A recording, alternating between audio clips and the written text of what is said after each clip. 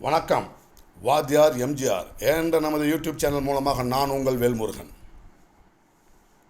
புரட்சித் தலைவர் பொன்மனச்செம்மல் எம்ஜிஆர் அவர்கள் முதலமைச்சராக இருந்த காலகட்டத்தில் முதல் முறையாக முதலமைச்சராக பொறுப்பேற்ற அந்த 1977-80 காலகட்டத்தில் புரட்சித் தலைவரத்தில் பத்திரிக்கையாளர்லாம் கேட்குறாங்க, கருணாநிதி நீண்ட அரசியல் அனுபவம் உள்ளவராயிற்று,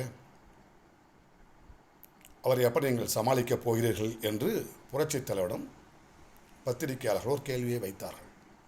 புரட்சித் தலைவர் சொன்னார், அவர் ஒரு கதை வசனகர்த்தா என்பது எல்லாருக்குமே தெரியும்.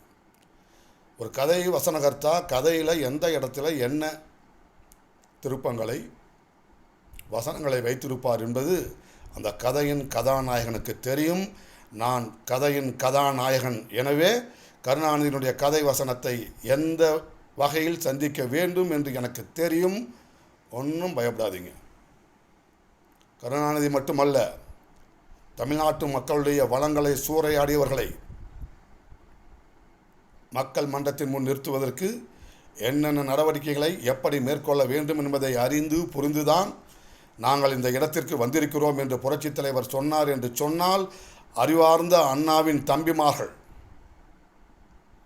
நாம் என்பதை உலகறிய செய்தார் என்று சொன்னால், அதுதான் அனைத்து இந்திய அண்ணா திராவிட முன்னேற்ற கழகம். இதய தெய்வம் புரட்சித் தலைவர் பொன்மனச்செம்மல் எம்ஜிஆர் அவர்கள் என்று கூறி உங்களிடமிருந்து விடைபெறுகிறோம். நன்றி, வணக்கம். வாழ்க தமிழ், வெல்க தமிழ், வெல்க அனைத்து இந்திய அண்ணா திராவிட முன்னேற்ற கழகம்.